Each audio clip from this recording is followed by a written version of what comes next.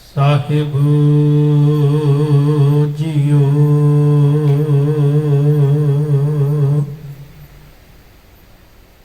बाणी गुरु गुरु है बाणी विच बाणी अमृत सारे गुरबाणी कह सेवक जन मन परतख गुरु निस्तारे वै सिफत खसम दी नूरे अरसों कुरसों चटिया तुद डिठै सच्चे पातशाह मल जन्म जन्म दी कटिए वाहिगुरु साहिब जियो जियो मैले बाहर हो निर्मल जियो ता मैले तिनी जन्म जुए हारिया जियो मैले बाहर हो निर्मल जियो ता मैले तिनी जन्म जुए हारिया एह तिसना वड्डा रोग लगा मरण मन हो विसारिया वेता में नाम उत्तम सो सुने नाही फिर है जो बेतालिया कह नानक जिन सच तजिया कोड़े लागे तिनी जन्म जुए हारिया कह नानक जिन सच तजिया कूड़े लागे तिनी जन्म जुए हारिया। वाहिगुरु जी का खालसा वाहिगुरु जी की फतेह। धन धन साहिब श्री गुरु ग्रंथ साहिब सच्चे पातशाह जी की पावन पवित्र हजूरी अंदर सुभाईमान गुरु प्यारी गुरु सवारी गुरु साजी सत संगत जियो आप जी गुरु चरना विच बैठ के रबी बाणी का परम आनंद रस मान रहे हो। आओ समा है गुरमत विचारां दा। धन गुरु गुरु अमरदास सच्चे पातशाह जी ने आनंद साहब की पवित्र 19वीं पौड़ी अंदर की बख्शिश की रहमत की है। अपने मन दियां वृत्तियां नूं एकाग्र करके आपां पवित्र गुरबाणी दी विचार साझी करनी है। आओ कल रोज सतगुरु सच्चे पातशाह जी ने सानू 18वीं पौड़ी दे विच ये समझाउणा कीता सी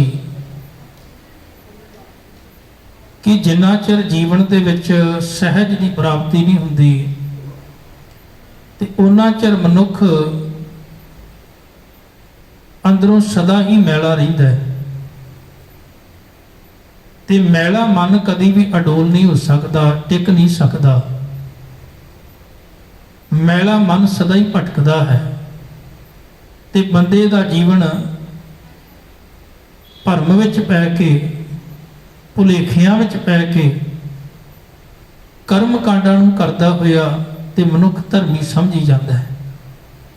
पर पातशाह आखदे नहीं, जिन्ना चिर तू अपने मन की मैल नूं दूर नहीं करदा उन्ना चिर तेरे अंदर बदलाव तब्दीली नहीं आ सकती।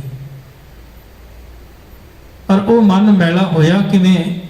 साहब आखदे ने कर्म कांड कर कर के मनुख असलीयत तो दूर चला गया, सच तो दूर चला गया। ਤੇ ਜਦੋਂ ਮਨੁੱਖ ਸੱਚ ਤੋਂ ਦੂਰ ਚਲਾ ਜਾਂਦਾ ਹੈ, ਮਨ ਮੈਲਾ ਹੀ ਰਹਿੰਦਾ ਹੈ ਤੇ ਕਰਮ ਕਾਂਡਾਂ ਵਿੱਚ ਮਨੁੱਖ ਫਸਿਆ ਰਹਿੰਦਾ ਹੈ, ਤੇ ਉਹਦੀ ਹਾਲਤ ਕਿਹੋ ਜਿਹੀ ਹੁੰਦੀ ਹੈ। ਇਸ ਪੌੜੀ ਵਿੱਚ ਮਹਾਰਾਜ ਨੇ ਉਹ ਹਾਲਤ ਬਿਆਨ ਕੀਤੀ ਹੈ ਵੀ ਬੰਦੇ ਦੀ ਹਾਲਤ ਕਿਵੇਂ ਦੀ ਹੁੰਦੀ ਹੈ। ਜਿਹੜਾ ਸੱਚ ਤੋਂ ਦੂਰ ਹੈ, ਗੁਰੂ ਤੋਂ ਦੂਰ ਹੈ, ਜਿਹੜਾ ਕਰਮ ਕਾਂਡਾਂ ਵਹਿਮਾਂ ਭਰਮਾਂ ਭੁਲੇਖਿਆਂ ਵਿੱਚ ਫਸਿਆ ਹੋਇਆ ਹੈ, ਜਿੰਦਾ ਅੰਦਰੋਂ ਚਿੱਤ ਮਨ ਮੈਲਾ ਹੈ, ਉਹਦੀ ਹਾਲਤ ਮਹਾਰਾਜ ਨੇ ਬਿਆਨ ਕੀਤੀ ਹੈ। ਸਾਹਿਬ ਆਖਦੇ ਨੇ ਜੀਓ ਮੈਲੇ ਬਾਹਰੋਂ ਨਿਰਮਲ। ਜਿਨ੍ਹਾਂ ਦਾ ਚਿੱਤ ਅੰਦਰੋਂ ਮੈਲਾ ਹੈ ਤੇ ਬਾਹਰੋਂ ਉਹ ਨਿਰਮਲ ਦਿਸਦੇ ਹਨ। ਮਨੁੱਖ ਦੀ ਹਮੇਸ਼ਾ ਹੀ ਇਹ ਚਾਹਤ ਰਹੀ ਹੈ ਕਿ ਅੰਦਰੋਂ ਤਾਂ ਮੈਨੂੰ ਕੋਈ ਵੇਖਦਾ ਨਹੀਂ, ਅੰਦਰੋਂ ਕਿਹੜਾ ਕੋਈ ਮੈਨੂੰ ਵੇਖ ਰਿਹਾ, ਪਰ ਬਾਹਰੋਂ ਤਾਂ ਹਰ ਕੋਈ ਨਜ਼ਰ ਮਾਰਦਾ ਹੈ ਨਾ। ਬਾਹਰੋਂ ਤੇ ਮੈਂ ਦਿਸਦਾ ਵਾ ਨਾ ਹਰ ਕਿਸੇ ਨੂੰ, ਤੇ ਕਿਉਂ ਨਾ ਚੰਗਾ ਹੋਵੇ ਵੀ ਅੰਦਰੋਂ ਭਾਵੇਂ ਮੈਂ ਜਿਵੇਂ ਦਾ ਮਰਜ਼ੀ ਆ, ਪਰ ਘੱਟੋ ਘੱਟ ਬਾਹਰੋਂ ਤਾਂ ਲੋਕਾਂ ਨੂੰ ਚੰਗਾ ਦਿਸਾਂ, ਬਾਹਰੋਂ ਤੇ ਧਰਮੀ ਦਿਸਾਂ। ਲੋਕ ਬਾਹਰੋਂ ਤਾਂ ਮੈਨੂੰ ਧਰਮੀ ਸਮਝਣ, ਬਾਹਰੋਂ ਤਾਂ ਮਨੁੱਖ ਮੈਨੂੰ ਚੰਗਾ ਸਮਝਣ। ਇਸ ਕਰਕੇ ਮਨੁੱਖ ਨੇ ਬਹੁਤਾ ਯਤਨ ਇਹ ਕੀਤਾ ਵੀ ਇਹਨੇ ਬਾਹਰੋਂ ਆਪਣੇ ਆਪ ਨੂੰ ਧਰਮੀ ਵਿਖਾਉਣ ਵਾਸਤੇ ਕਿੰਨੇ ਹੀ ਯਤਨ ਕਰਨੇ ਸ਼ੁਰੂ ਕਰ ਦਿੱਤੇ। ਧਰਮ ਦੇ ਕੱਪੜੇ ਵੀ ਪਾਏ ਹਨ, ਧਰਮ ਦੇ ਕਰਮ ਵੀ ਕਰ ਰਿਹਾ ਹੈ, ਦਿਸ ਰਿਹਾ ਹੋਵੇਗਾ ਸੇਵਾ ਕਰ ਰਿਹਾ ਹੈ, ਦਿਸ ਰਿਹਾ ਹੋਵੇਗਾ ਬਾਹਰੋਂ ਪਾਠ ਕਰ ਰਿਹਾ ਹੈ, ਦਿਸ ਰਿਹਾ ਹੋਵੇਗਾ ਨੰਗੇ ਪੈਰ ਚੱਲ ਰਿਹਾ ਹੈ, ਦਿਸ ਰਿਹਾ ਹੋਵੇਗਾ ਇਹ ਵਰਤ ਰੱਖ ਰਿਹਾ ਹੈ, ਪੂਜਾ ਕਰ ਰਿਹਾ ਹੈ, ਮੱਥੇ ਟੇਕ ਰਿਹਾ ਹੈ, ਇਹ ਸਾਰੇ ਕਰਮ ਕਰ ਰਿਹਾ ਹੈ। ਬਾਹਰੀ ਤੌਰ ਤੇ ਕਰਮ ਇਹਦੇ ਜਿਹੜੇ ਨੇ ਉਹ ਧਰਮੀਆਂ ਵਾਲੇ ਹਨ, ਪਰ ਸਾਰੇ ਕਰਮ ਕਾਂਡ ਸਿਰਫ ਲੋਕਾਂ ਨੂੰ ਭੁਲੇਖਾ ਪਾਉਣ ਵਾਸਤੇ। ਗੁਰੂ ਪਾਤਸ਼ਾਹ ਆਖਦੇ ਨੇ ਜੇ ਕੋਈ ਬੰਦਾ ਨਿਵ ਰਿਹਾ ਨਾ, ਮੱਥਾ ਟੇਕ ਰਿਹਾ, ਤੇ ਇਹਦਾ ਮਤਲਬ ਇਹ ਨਾ ਸਮਝੋ ਵੀ ਇਹ ਮਨੁੱਖ ਵਾਕਈ ਧਰਮੀ ਹੋ ਸਕਦਾ ਹੈ। ਹੋ ਸਕਦਾ ਹੈ ਉਹ ਮਨੁੱਖ ਇਸ ਕਰਕੇ ਨਿਵਰਿਆ ਹੋਵੇ ਵੀ ਲੋਕੀ ਕਹਿਣ ਵੀ ਮੈਂ ਵੀ ਮੱਥਾ ਟੇਕਦਾ ਆ, ਮੈਂ ਵੀ ਪਰਿਕਰਮਾ ਕਰਦਾ ਆ, ਮੈਂ ਵੀ ਪਾਠ ਕਰਦਾ ਆ, ਇਹ ਸਾਰੇ ਧਰਮ ਦੇ ਕਰਮ ਤਾਂ ਮੈਂ ਵੀ ਕਰਦਾ ਆ। ਪਾਤਸ਼ਾਹ ਆਖਦੇ ਨੇ ਜੇ ਕੇਵਲ ਮੱਥਾ ਟੇਕਣ ਨਾਲ ਗੱਲ ਬਣਦੀ ਤਾਂ ਫਿਰ ਤਾਂ ਅਪਰਾਧੀ ਦੁਗਣਾ ਨਿਵਦਾ ਹੈ। ਜਦੋਂ ਉਹ ਸ਼ਿਕਾਰ ਕਰਦਾ ਹੈ ਨਾ, ਹਿਰਨ ਨੂੰ ਮਾਰਨਾ ਹੁੰਦਾ, ਮਹਾਰਾਜ ਬਾਣੀ ਵਿੱਚ ਆਖਦੇ ਨੇ ਅਪਰਾਧੀ ਦੂਣਾ ਨਿਵੈ ਜੋ ਹੰਤਾ ਮਿਰਗਾਹੇ, ਸੀਸ ਨਿਵਾਏ ਕਿਆ ਥੀਏ ਜਾਰੀ ਦੇ ਕਸੁੱਦੇ ਜਾਹੇ। ਤੇਰਾ ਸੀਸ ਨਿਵਾਉਣਾ ਕਿਸ ਕੰਮ ਹੈ ਜੇ ਤੇਰੇ ਹਿਰਦੇ ਅੰਦਰ, ਤੇਰੇ ਚਿੱਤ ਅੰਦਰ ਮੈਲ ਭਰੀ ਹੋਈ ਹੈ। ਤਾਂ ਤੇਰਾ ਮੱਥਾ ਟੇਕਣਾ ਵੀ ਇੱਕ ਕਰਮ ਕਾਂਡ ਤੇ ਪਖੰਡ ਭੇਖ ਬਣ ਜਾਵੇਗਾ, ਕਿਉਂਕਿ ਅੰਦਰੋਂ ਤੂੰ ਕੀ ਹੈ ਉਹ ਤਾਂ ਗੁਰੂ ਜਾਣਦਾ ਹੈ। ਲੋਕ ਸਮਝਦੇ ਹੋਣਗੇ ਧਰਮੀ ਹੈ, ਪਰ ਅੰਦਰੋਂ ਤਾਂ ਤੇਰੀ ਹਾਲਤ ਐਸੀ ਹੈ। ਮਰ ਜਾਦੇ ਜੀਓ ਮੈਲੇ ਬਾਹਰੋਂ ਨਿਰਮਲ। ਬਾਹਰੋਂ ਤੇ ਨਿਰਮਲ ਦਿਸ ਰਿਹਾ ਹੈ, ਬਾਹਰੋਂ ਤੋਂ ਪਵਿੱਤਰ ਦਿਸ ਰਿਹਾ ਹੈ, ਬਾਹਰੋਂ ਤੋਂ ਚੰਗਾ ਦਿਸ ਰਿਹਾ ਹੈ, ਤੇ ਤੇਰੀ ਅੰਦਰ ਹਾਲਤ ਕੀ ਹੈ? ਉਹ ਜਿਵੇਂ ਅਪਰਾਧੀ ਦੂਣਾ ਨਿਵਦਾ ਹੈ, ਤੇ ਉਹਦਾ ਦੂਣਾ ਨਿਵਣ ਦਾ ਮਤਲਬ ਇਹ ਹੁੰਦਾ ਹੈ ਵੀ ਉਹਨੇ ਨਿਵ ਕੇ ਹਿਰਨ ਨੂੰ ਮਾਰਨਾ ਹੈ। ਤੇ ਸਾਹਿਬ ਆਖਦੇ ਨੇ ਮਨੁੱਖ ਦੀ ਹਾਲਤ ਵੀ ਕੁਝ ਇਸ ਤਰ੍ਹਾਂ ਦੀ ਹੈ। ਬਾਬਾ ਫਰੀਦ ਜੀ ਦਾ ਇੱਕ ਬੜਾ ਪਿਆਰਾ ਬਚਨ ਹੁੰਦਾ ਬਾਣੀ ਵਿੱਚ, ਉਹ ਆਖਦੇ ਨੇ ਫਰੀਦਾ ਕੰਨ ਮਸੱਲਾ ਸੂਫ ਗਲ ਦਿਲ ਕਾਤੀ ਗੁਰਬਾਤ। ਕਹਿਣ ਲੱਗੇ ਮੈਂ ਮੋਢੇ ਉੱਤੇ ਮਸੱਲਾ ਰੱਖਿਆ ਹੋਇਆ ਹੈ, ਤੇ ਕਹਿਣ ਲੱਗੇ ਬਾਣਾ ਮੈਂ ਧਰਮੀਆਂ ਵਾਲਾ ਪਾਇਆ ਹੋਇਆ ਹੈ, ਤੇ ਕਹਿਣ ਲੱਗੇ ਹਿਰਦੇ ਵਿੱਚ ਅੰਦਰੋਂ ਕੈਂਚੀ ਵੀ ਚੱਲਦੀ ਹੈ ਲੋਭ ਦੀ। ਕਿਵੇਂ ਮੈਂ ਨਿੰਦਿਆ ਕਰਨੀ ਹੈ, ਕਿਵੇਂ ਮੈਂ ਲੋਕਾਂ ਨੂੰ ਠੱਗਣਾ ਹੈ, ਕਿਵੇਂ ਮੈਂ ਲੋਕਾਂ ਨੂੰ ਗੁੰਮਰਾਹ ਕਰਨਾ ਹੈ, ਇਹ ਸਾਰਾ ਅੰਦਰ ਖੇਡ ਪਿਆ ਚੱਲਦਾ ਹੈ। ਅੰਦਰ ਤੇ ਕਹਾਣੀ ਕੁਛ ਹੋਰ ਚੱਲ ਰਹੀ ਹੈ। ਫਰੀਦਾ ਕੰਨ ਮਸੱਲਾ ਸੂਫ ਗਲ ਦਿਲ ਕਾਤੀ ਗੁੜਵਾਤ। ਕਾਤੀ ਕਹਿੰਦੇ ਨੇ ਕੈਂਚੀ ਨੂੰ, ਅੰਦਰ ਤੇ ਕੈਂਚੀ ਚੱਲਦੀ ਵੀ ਕਿਵੇਂ ਲੋਕਾਂ ਦੀਆਂ ਜੇਬਾਂ ਨੂੰ ਵੱਢਣਾ ਮੈਂ, ਕਿਵੇਂ ਕਿਸੇ ਦੇ ਹੱਕ ਮਾਰਨੇ ਨੇ, ਕਿਵੇਂ ਮੈਂ ਚਲਾਕੀਆਂ ਚਤੁਰਾਈਆਂ ਨਾਲ ਲੋਕਾਂ ਨੂੰ ਭੁਲੇਖੇ ਵਿੱਚ ਪਾਉਣਾ ਹੈ, ਕਿਵੇਂ ਮੈਂ ਦੁਨੀਆ ਨੂੰ ਮੂਰਖ ਬਣਾਉਣਾ ਹੈ, ਕਿਵੇਂ ਮੈਂ ਠੱਗਣਾ ਹੈ। ਅੰਦਰ ਤੇ ਕੈਂਚੀ ਚੱਲਦੀ ਪਈ ਹੈ, ਤੇ ਬਾਹਰੋਂ ਧਰਮੀਆਂ ਵਾਲਾ ਬਾਣਾ ਪਾਇਆ ਹੋਇਆ। ਫਰੀਦਾ ਕੰਨ ਮਸੱਲਾ ਸੂਫ ਗਲ ਦਿਲ ਕਾਤੀ ਗੁੜਵਾਤ। ਤੇ ਜ਼ੁਬਾਨ ਮਿੱਠੀ, बहुत मिठी, एडे मिठे बोल, अंदरों कैंची चल रही है हृदय विचों। बाहर दिसे चानना दिल अंधियारी रात, बाबा फरीद जी कह रहे हैं। बाहर की है, बाहर चानना दिस रहा है, अंदर अत दा हनेरा लैके लगा फिरदा है। अंदर हनेरे ही हनेरा है ते बाहर चानन है। लोगों को दिस रहा धर्मी है, पर अंदर धर्म की एक किणका भी अंदर नहीं वसिया। धर्म की कोई भी अंदरों कोई नज़र नहीं आ रही भी इहदे भी एक भी चंगियाई होगी।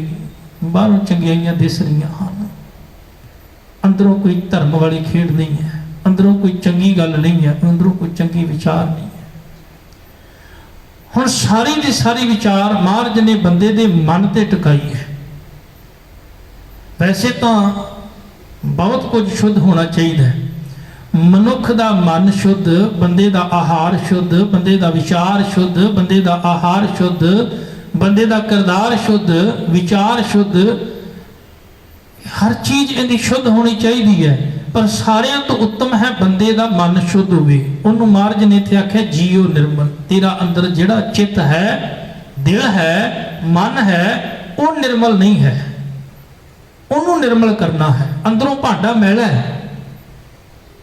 कदी गुरु नानक साहब महाराज पातशाह जी ने तलुंबे की धरती ते जाके ते एक सज्जन नां दा, जिन्हों लोग कहते सन ठग है,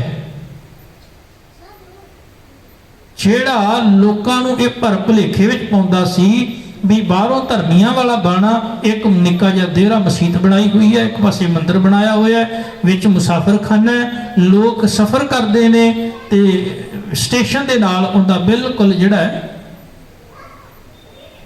वो बनया होया मुसाफर खाना तलुंबे की धरती ते।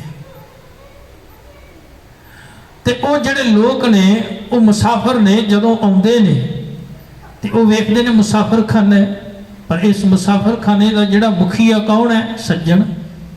ना कितना प्यारा है सज्जन। हुण लोग भुलेखा खाते ने भी इन्ना चंगा मनुख, इन्ना वधिया मनुख, धर्मी मनुख, एक पासे मसीत है, दूजे पासे मंदिर है, कितना चंगा मनुख होवेगा। पर वो करदा की है, जिहड़े लोग आउंदे ने रात नूं सौंदे ने, वेख लैंदा भी इहदे कोल किन्नी दौलत होवेगी, क्योंकि बंदे दा बाहरी पहरावा दस दिंदा है, हाव भाव ते उहदे बोल दस दिंदे ने, ये अमीर एक गरीब है।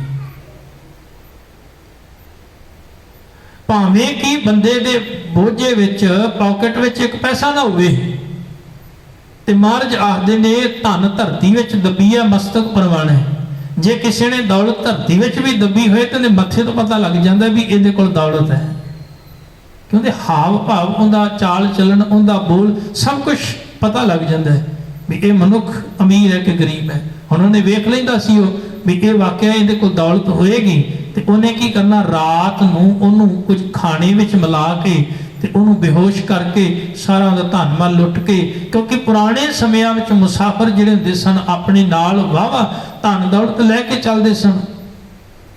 अज वर्गा ते प्रबंध नहीं सी ना, उन्हां समयां विच धन दौलत लैके तुरदे सन नाल, विराज खरे किथे लोड़ पै जावे ते वो फिर लुट लैंदा सी ते कईयां नूं मार के सुट दिंदा सी। हुण कौन मुसाफर किहनूं पुछदा, किहड़ा कित्थों आया, किथे गया, किहड़ा पुछण वाला है। जदों गुरु नानक साहब उत्थे गए ना, ते महाराज पातशाह आए तो दुनिया नूं सुधारन वास्ते ही सन। जिहड़े इहो जिहे धर्मी लोग धर्म दा पखंड करदे सन, महाराज ने उन्हां दा सुधार करना सी ते कीता भी। फिर महाराज जदों उत्थे गए तो भाई मरदाना जी ने आख्या, कहन कि सतगुरु बड़े बंदे मिले ने, पर इहदे वर्गा इन्नी सेवा करने वाला बंदा नहीं जी किते मिलिया अजे तक। महाराज जी कह लगे, भलिया मरदानिया तैनूं पता नहीं ये ठग है। बादशाह किवें हो सकता है? ये तो दौड़ दौड़ के सानू चल पानी प्रशादा बार बार पूछ रहा है, इन्नी सेवा कर रहा है, ये ठग किवें हो सकता है? बादशाह कह लगे, कोई गल नहीं, थोड़ा चिर आराम कर, फिर आपे तेन पता लग जाना है। और कहानी वरती भी ऐसी।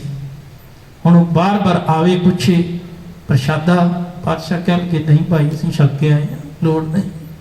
उन्हें वेख्या भी ये मुसाफर ते लगदा किसी चंगे घराने विचों होने ने। हुण गुरु नानक साहब पातशाह दीन दुनी तारन वास्ते गए ने, आखिर नाल कोई कपड़ा वस्त्र भी नाल ही सी ना, अपना लैके चले सन, घरों प्रबंध करके चले सन। भाई मर्दाने रबाब भी टंगी सी ते वेख लिया भी लगदा किसी चंगे घराने विचों ने, और है भी गुरु नानक साहब पटवारी के पुत्र सन।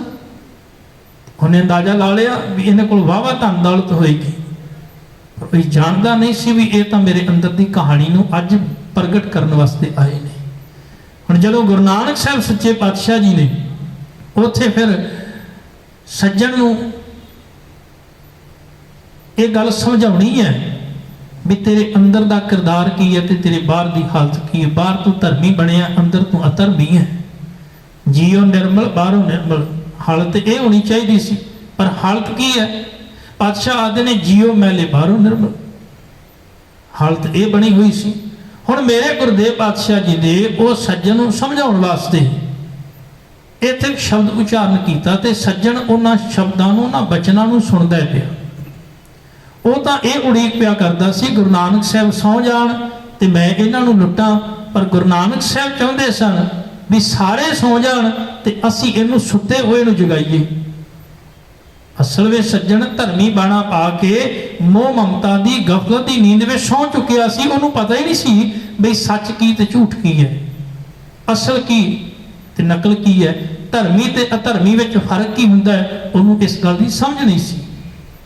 ते गुरु नानक साहब चाहते सन, वो चाहता सी भी ये सौण ते मैं इन्हां नूं लुटां, ते महाराज कहण लगे भी असीं सारे सौण ते इहनूं जगाईए। जिहड़ा जागदा होया भी सुत्ता है, अधर्मी होया पिया। हुण जदों उहने वेखिया भी सारे सौ गए, गुरु नानक साहब ने आख्या मरदानिया रबाब छेड़ बाणियां है। सुही राग में फिर शब्द गायन किया पातशाह जी ने। गुरु नानक साहब का शब्द शायद अज दे ठगां नूं भी सुनिया दे रहा है, अज दे वो अंदरों कपटी अधर्मी लोगों को भी अज भी वो शब्द ये समझा रहा है भी सज्जन ठग तो वाकई सज्जन बन गया सी, ते तेरे अंदर दियां ठगियां तो 1000 बार शब्द पढ़ भी लिया होगा, पर तू समझिया नहीं उस गल नूं जिहड़ी गुरु नानक साहब समझाउणा चाहुंदे ने।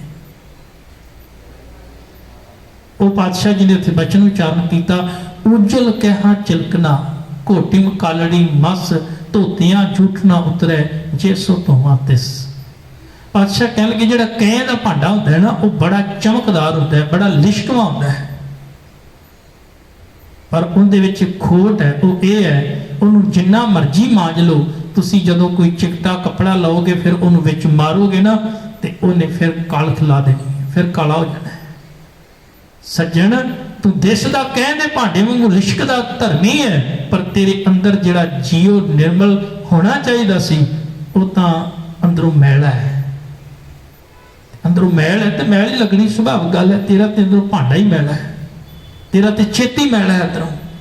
पातशाह ने फिर बचन उच्चारण किए, कह लगे बग्गा बग्गे कपड़े तीर्थ मंज वसन, घुट घुट जियां खावने बग्गे ना कहियन।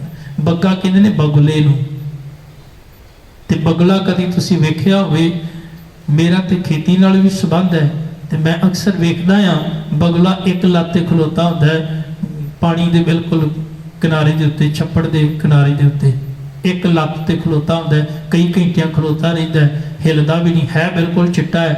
ते ओह भुलेखा पाउंदा है कि जिहड़ा कीट है थल्ले वो पानी हिले ना, ते दूजा वेखण वाला आखेगा कितनी वड्डी समाधि विच बैठा होया, 1 घंटा हो गया एक लाते खड़ा है। उहदा खड़ा होना भी असल दे विच एक पखंड है, क्योंकि जदों उन्हें वेखना कोई जीव मच्छी कीट बाहर आया उत्ते उन्हें चुंझ मारनी है, उन्हें उत्ते वगाउणा, फिर उन्हें फड़ के खा जाना है। तो उनकी समाधि भी एक पखंड, एक धोखा है, एक कपट, एक छल है, होर कुछ नहीं। महाराज कह लगे तेरी हालत सज्जना इस तरह की है जिवें एक बगला होंदा है, बगले वर्गा चिट्टा दिसदा है पर कम तेरे चिट्टे नहीं है। महाराज एक होर थां ते बचन करते हैं पावन बाणी अंदर, साहब आखदे ने गल्ली असीं चंगियां आचारी बुरियां। जदों तेरे बोल वेखी दे ने ना, तेरियां गल्लां किन्नियां महान, किन्नियां चंगियां, किन्नियां विद्वता वालियां। ते मैं अक्सर कहना हुंदा तुसीं अपनी बिल्डिंग दे विच वेख लिओ, जिन्ने भी फ्लोर होणगे सारे ज्ञानी बैठे होणगे, एक भी बंदा ज्ञानी नहीं तुहानूं मिलेगा, सारे ज्ञानी। किसी तो पुछ के वेख लिया भी झूठ बोलना चंगी गल होंदी कि माड़ी, किसी तो पुछ के वेख लो अपना माड़ी गल होंदी है। उन्हें चोरी करनी चंगी होती कि माड़ी, उसने माड़ी होती है। नशा करना चंगा है कि माड़ा, उसने माड़ा होता है। निंदिया चंगी कि माड़ी, वो कहेंगे माड़ी होती है। किसी ने पुछ के वेख लियो, हर कोई माड़े नूं माड़ा आखेगा, पर फिर भी करते होणगे। कर छड्डिया कि कोई काम नहीं, माड़े काम करी जा रहे हैं, पर कहणगे भी हाँ माड़ा है। कहण नाल नहीं ना, मार चाहते गल्ली असी चंगियां, आचारी बुरियां, करैक्टर करके तू बुरा है, विचार करके चंगा है, बोलां करके तेरिया बोलां विच लगदा है भी वाकई तू धर्मी होवेगा, पर अंदर तेरे धर्म नहीं है, अंदर धर्म नजर नहीं आउंदा। तां मार जाने ने गल्ली असी चंगियां, आचारी बुरियां, मनो कुसुदा कालियां, बाहर चिटवियां, बाहरों चिट्टे आ बगले वर्गे, पर अंदरों मन करके कुसुदे काले। काले मैंडे कपड़े, काला मैंडा वेश, गुण ही भरिया मैं फिरा, लोक के दरवेश। लोकें दे दरवेश है, रब दा प्यारा है, फकीर है। फकीरा वाला तो कोई गुण ही कोई नहीं, लिबास फकीरा वाला है ना, अंदर फकीरी वाला गुण तो कोई भी नहीं। महाराज कृपा करते हैं, धन गुरु अमरदास सच्चे पातशाह जी इन्हां बोलों विच, इन्हां बचनां दे विच समझाउणा करते हैं। शायद सानू इस आनंद वाली अवस्था की समझ लग सके जिहड़ी गुरु अमरदास पातशाह जी समझा रहे हैं। असी रोज़ नितनेम करते हैं, आनंद साहब की बाणी पढ़ते हैं, पर कभी इन्हां विचारां, इन्हां बोलों वाल कभी ध्यान दे के वेखियो गुरु साहब की कह रहे ने, जियो मैले बाहरों निर्मल। तेरी हालत ऐसी तो नहीं भी अंदरों मैला आ ते बाहरों तो निर्मल दिसदा है। और ये कमाल की गल है, दो चीज़ां बड़ियां नेड़े ने, एक किरदार ते एक शिंगार। शिंगार बाजारां विचों मिल जाता है, पर किरदार बाजारां विचों नहीं मिलता। किरदार कमाउणा पैंदा है, बनाउणा पैंदा है। किरदार का संबंध साडे अंदर नाल है, शिंगार का संबंध साडे बाहर नाल है। असी शिंगार ते बड़ा सोहना कर लेने हैं, पर किरदार साडा इन्ना सोहना नहीं होता। किरदार जिदन सोहना होवेगा उदन गुरु का शब्द ही अंदर वसेगा। गुरु का शब्द ही किरदार सानू सोहना बना सकता है, गुरु का शब्द ही साडे चित्त नू निर्मल कर सकता है, नहीं तो नहीं। मेरे गुरुदेव इत्थे कृपा कर रहे, जियो मैले बाहरों निर्मल, बाहरों निर्मल जियो तां मैले। बाहरों तो निर्मल है, जियो तेरा मैला है, अंदर चित्त मैला है, तेरी जन्म जुए हारिया। ऐसे मनुख अपना जीवन जिहड़ा है वो जुए वांगू हार जाते हैं। जिहड़ा जुआरी हुंदा है ना, जुआ खेडण वाला, वो हमेशा दो तीन गल्लां जिहड़ियां ने उहदे जीवन विच हुंदियां ने। पहली गल ते ये, वो हमेशा हार के हुंदा, कदी जित के नहीं हुंदा। जुआरी कदी जितदे नहीं, हारदे हुंदे ने। ते जुआरी फिर जो भी कुछ आवे फिर दात लाई जाता, वो कहता इस बार शायद जित जावां, इस बार शायद जित जावां, पर हारदा चलिया जाता। दूसरा जुआरी चाहता है भी मैं सामने वाले नूं हराउणा है, बस वो ये गल लैके चलदा भी मैं सामने वाले नूं हराउणा है। हरा नहीं पाउंदा, बल्कि आप ही हारदा चला जाता है। ਜਿਹੜੇ मनुख केवल कर्म कांडा में फस के अंदरों मैल नहीं धोंदे ना बाहरों ही अपने आप निर्मल कहते ने, ऐसे मनुख जीवन की बाजी हार जाते हैं, हारे हुए मनुख ने। गुरुदेव आखते ने, तिनी जन्म जुए हारिया, ए तिशना वड्डा रोग लगा, मरण मनो विसारिया। क्यों हारे ने? कारण की है? जिन्ना मनुख बाहर नूं जावेगा ना, उन्ना इहदे अंदर होर दी ख्वाहिश पैदा होगी। और वो केवल धन की नहीं, धन की भी हो सकती। मैं होर सोहना होवां, मेरे को होर सोहना कपड़ा होवे, मेरे को होर ज़्यादा प्रॉपर्टी होवे, होर गड्डियां होण, होर महल माड़ियां होण, होर मेरी शोभा होवे, होर गुस्तत होवे, होर ज़्यादा वड्याई होवे, लोकी हुण होर चंगा कहण। बस ये जिहड़ी होर दी जिहड़ी चीज़ है ना, इहनूं महाराज ने आख्या तृष्णा। तृष्णा ते जिदन मनुख अपने अंदर वाल नूं जांदा है, उदन फिर जिदन ये गल की समझ आ गई कि भी जो है शुक्र है, बस उदन संतोख जीवन में पैदा हो जाता है। संतोखी बंदे की यह निशानी होगी, वो कभी ये नहीं आखेगा मैनूं होर चाहिए, वो आखेगा जो है बहुत है। फिर वो लैण की चाहत नहीं रखता, फिर वो वंडण वाले पासे तुर जाता है। जिहड़ा संतोखी बंदा वो वंड के खुश होता है, ਤੇ ਜਿਹੜਾ ਤ੍ਰਿਸ਼ਾਲੂ ਤ੍ਰਿਸ਼ਨਾ ਤੇ ਲਾਲਚੀ ਬੰਦਾ ਹੁੰਦਾ ਉਹ ਕਿਸੇ ਦਾ ਖੋ ਕੇ ਖੁਸ਼ ਹੁੰਦਾ। ਉਹ ਕਹਿੰਦਾ ਮੈਂ ਆਪਣਾ ਘਰ ਭਰਨਾ ਜਿਵੇਂ ਮਰਜ਼ੀ ਭਰਾਂ, ਲੁੱਟੇਗਾ ਖੋਏਗਾ। ਸੰਤੋਖੀ ਬੰਦਾ ਵੰਡੇਗਾ। ਸੰਤੋਖੀ ਬੰਦਾ ਵੰਡਣ ਵਾਸਤੇ ਉਹਨੂੰ ਪਤਾ ਹੈ ਮੇਰੇ ਕੋਲ ਤੇ ਬਹੁਤ ਜ਼ਿਆਦਾ ਹੈ, ਇੰਨਾ ਜ਼ਿਆਦਾ ਇੰਨੀ ਤੇ ਮੈਂ ਕਦੀ ਕਾਮਨਾ ਵੀ ਨਹੀਂ ਕੀਤੀ, ਇੰਨੀ ਕਦੀ ਸਮਝ ਵੀ ਨਹੀਂ ਮੈਨੂੰ ਵੀ ਇੰਨਾ ਜ਼ਿਆਦਾ ਮੈਨੂੰ ਰੱਬ ਨੇ ਦਿੱਤਾ। ਫਿਰ ਵੰਡਦਾ ਹੈ, ਉਹ ਲੋਕਾਂ ਵਿੱਚ ਵੰਡਦਾ ਹੀ ਤੁਰਦਾ ਚਲਾ ਜਾਂਦਾ ਹੈ। ਤੇ ਜਿਹੜਾ ਤ੍ਰਿਸ਼ਨਾ ਨੂੰ ਭਰਿਆ, ਲਾਲਚ ਨਾਲ ਭਰਿਆ, ਉਹਦੇ ਅੰਦਰ ਡਰ ਬਣਿਆ ਰਹਿੰਦਾ, ਕਿਤੇ ਵੀ ਨਾ ਚਲਾ ਜਾਵੇ, ਇਹ ਵੀ ਨਾ ਗਵਾਚ ਜਾਵੇ, ਹੋਰ ਇਕੱਠਾ ਕਰ ਲਵਾਂ, ਹੋਰ ਜੋੜ ਲਵਾਂ। ਬਸ ਇਹ ਗੱਲ ਸਮਝਾ ਰਹੇ ਨੇ ਮਹਾਰਾਜ ਕਿ ਜਿਹੜਾ ਮਨੁੱਖ ਮਾਇਕ ਤੌਰ ਤੇ ਪਦਾਰਥਾਂ ਵਿੱਚ ਫਸਿਆ ਹੋਇਆ, ਕਰਮ ਕਾਂਡਾਂ ਵਿੱਚ ਫਸਿਆ, ਅੰਦਰੋਂ ਮੈਲਾ ਮਨੁੱਖ ਹੈ, ਇਹ ਤ੍ਰਿਸ਼ਨਾ ਵੱਡਾ ਰੋਗ ਲੱਗਾ, ਉਹਨੂੰ ਇੱਕ ਵੱਡਾ ਰੋਗ, ਇੱਕ ਵੱਡੀ ਬਿਮਾਰੀ ਲੱਗ ਜਾਂਦੀ ਹੈ ਕਿ ਮੈਂ ਹੋਰ ਹਾਸਲ ਕਰਾਂ, ਹੋਰ ਪ੍ਰਾਪਤ ਕਰਾਂ, ਹੋਰ ਮਿਲੇ, ਹੋਰ ਪ੍ਰਾਪਤ ਕਰਾਂ। ਇਹ ਰੋਗ ਹੈ, ਇਹ ਬਿਮਾਰੀ ਹੈ ਜਿਹੜੀ ਲੱਗੀ ਹੋਈ। ਤੇ ਇਹ ਬਿਮਾਰੀ ਹੋਰ ਕਈ ਬਿਮਾਰੀਆਂ ਨੂੰ ਫਿਰ ਨਾਲ ਲੈ ਕੇ ਆਉਂਦੀ ਹੈ। ਇੱਕ ਨਹੀਂ, ਫਿਰ ਕਿੰਨੀਆਂ ਬਿਮਾਰੀਆਂ ਨਾਲ ਆਉਂਦੀਆਂ ਨੇ। ਫਿਰ ਕਾਮ ਦੀ, ਹੰਕਾਰ ਦੀ, ਲੋਭ ਦੀ, ਮੋਹ ਦੀ, ਇਹ ਸਾਰੀਆਂ ਬਿਮਾਰੀਆਂ ਬੰਦੇ ਦੇ ਅੰਦਰ ਹੌਲੀ ਹੌਲੀ ਘਰ ਕਰ ਜਾਂਦੀਆਂ ਨੇ, ਰੋਗੀ ਹੋ ਜਾਂਦਾ ਬੰਦਾ। ਸਭ ਆਖਦੇ ਨੇ ਤ੍ਰਿਸ਼ਨਾ ਵੱਡਾ ਰੋਗ ਲੱਗਾ, ਮਰਨ ਮਨੋਂ ਵਿਸਾਰਿਆ, ਇਹਨੇ ਭੁਲਾ ਹੀ ਦਿੱਤਾ ਮੌਤ ਨੂੰ, ਇਹਨੇ ਭੁਲਾ ਹੀ ਦਿੱਤਾ। ਇਹ ਕਹਿੰਦਾ ਵੀ ਸ਼ਾਇਦ ਮੈਂ ਥੋੜਾ ਮਰਨਾ ਹੈ, ਮੈਂ ਤੇ ਸਦਾ ਇੱਥੇ ਰਹਿਣਾ, ਤਾਂ ਤੇ ਤ੍ਰਿਸ਼ਨਾ ਦਾ ਰੋਗ ਲੱਗਾ ਹੋਇਆ ਹੈ। ਜੇ ਇਸ ਗੱਲ ਦੀ ਸਮਝ ਆ ਗਈ ਵੀ ਮੈਂ ਤੇ ਦੁਨੀਆ ਵਿੱਚ ਸਦਾ ਨਹੀਂ ਰਹਿਣਾ, ਤੇ ਫਿਰ ਮੈਂ ਲਾਲਚ ਦੀ ਬਜਾਏ ਫਿਰ ਮੈਂ ਸੰਤੋਖ ਆਪਣੇ ਅੰਦਰ ਧਾਰਨ ਕਰਕੇ ਫਿਰ ਮੈਂ ਸ਼ੁਕਰ ਵਾਲੀ ਭਾਵਨਾ ਜਿਹੜੀ ਆਪਣੇ ਅੰਦਰ ਪੈਦਾ ਕਰਾਂ। ਮਹਾਰਾਜ ਸ਼ੁਕਰ ਹੈ ਤੇਰਾ, ਇੰਨਾ ਕੀਮਤੀ ਜੀਵਨ ਮਿਲਿਆ, ਇੰਨਾ ਅਮੁੱਲਕ ਖਜ਼ਾਨਾ ਮਿਲਿਆ ਜੀਵਨ ਦਾ, ਮੈਂ ਉਹਨੂੰ ਜੀਵਨ ਨੂੰ ਸਫਲਾ ਕਰਾਂ। ਪ੍ਰਾਪਤ ਕੁਛ ਹੋਰ ਕਰਨ ਵਾਸਤੇ ਆਇਆ, ਦੌੜ ਮੇਰੀ ਕਿਸੇ ਹੋਰ ਪਾਸੇ ਲੱਗੀ ਹੋਈ ਹੈ। ਮਰਨ ਮਨੋਂ ਵਿਸਾਰਿਆ। ਔਰ ਇਹ ਸੱਚ ਹੈ, ਮਨੁੱਖ ਨੂੰ ਦੁਨੀਆ ਦੀ ਹਰ ਚੀਜ਼ ਯਾਦ ਹੈ, ਬਸ ਇੱਕੋ ਚੀਜ਼ ਭੁੱਲੀ ਹੋਈ ਹੈ, ਖਾਣਾ ਪੀਣਾ, ਹੱਸਣਾ ਸੌਣਾ, ਵਿਸਰ ਗਿਆ ਹੈ ਮਰਨਾ। ਖਸਮ ਵਿਸਾਰ ਖੁਆਰੀ ਕੀਨੀ, ਤੇ ਇੱਕ ਜੀਵਨ ਨਹੀਂ ਰਹਿਣਾ, ਰਹਿਣਾ ਫਿਰ ਵੀ ਨਹੀਂ। ਇਹ ਤਾਂ ਹੋਏ ਵੀ ਜੇ ਤੇ ਰਹਿਣਾ ਸੰਸਾਰ ਦੇ ਵਿੱਚ ਫਿਰ ਤੇ ਗੱਲ ਬਣਦੀ ਹੈ। ਮਹਾਰਾਜ ਕਹਿਣਗੇ ਰਹਿਣਾ ਫਿਰ ਵੀ ਨਹੀਂ, ਪਰ ਵਿਸਾਰ ਕੇ ਖੁਆਰੀਆਂ ਪੱਲੇ ਦੇ ਪਈਆਂ ਹੋਈਆਂ। ਤਾਂ ਮੇਰੇ ਪਾਤਸ਼ਾਹ ਆਖਦੇ ਨੇ ਕਿ ਮੌਤ ਨੂੰ ਭੁਲਾ ਦਿੱਤਾ ਹੈ ਮਨੁੱਖ ਨੇ। ਔਰ ਸੱਚ ਇਹ ਹੈ, ਜਿਨ੍ਹਾਂ ਨੂੰ ਮਨੁੱਖਾਂ ਨੂੰ ਮਰਨ ਮਨੋਂ ਵਿਸਰਿਆ ਹੋਇਆ ਨਾ, ਉਹ ਮਨੁੱਖ ਕਦੀ ਆਨੰਦ ਤੇ ਕਦੀ ਖੇੜੇ ਵਿੱਚ ਨਹੀਂ ਰਹਿ ਸਕਦੇ। ਇੱਕ ਨੌਜਵਾਨ ਇੱਕ ਫਕੀਰ ਦੇ ਮੱਥੇ ਤੇ ਸਦਾ ਹੀ ਖੇੜਾ ਵੇਖਦਾ ਸੀ। ਉਹ ਫਕੀਰ ਸਦਾ ਹੀ ਚੜ੍ਹਦੀ ਕਲਾ ਵਿੱਚ ਰਹਿੰਦਾ ਸੀ, ਖੇੜੇ ਵਿੱਚ ਰਹਿੰਦਾ ਸੀ, ਖੁਸ਼ ਰਹਿੰਦਾ ਸੀ। ਉਹ ਕਦੀ ਉਦਾਸ ਨਹੀਂ ਹੋਇਆ, ਕਦੀ ਮਾਯੂਸ ਨਹੀਂ ਹੋਇਆ, ਕਦੀ ਨਿਰਾਸ਼ ਨਹੀਂ ਹੋਇਆ। ਉਹਦੇ ਮੁਖ ਤੋਂ ਕਦੀ ਗਿਲੇ ਸ਼ਿਕਵੇ ਨਹੀਂ ਨਿਕਲੇ, ਜਦੋਂ ਵੀ ਨਿਕਲਦਾ ਸ਼ੁਕਰ ਹੀ ਨਿਕਲਦਾ। ਮਹਾਰਾਜ ਦਾ ਸ਼ੁਕਰ ਹੈ, ਸ਼ੁਕਰ ਹੈ।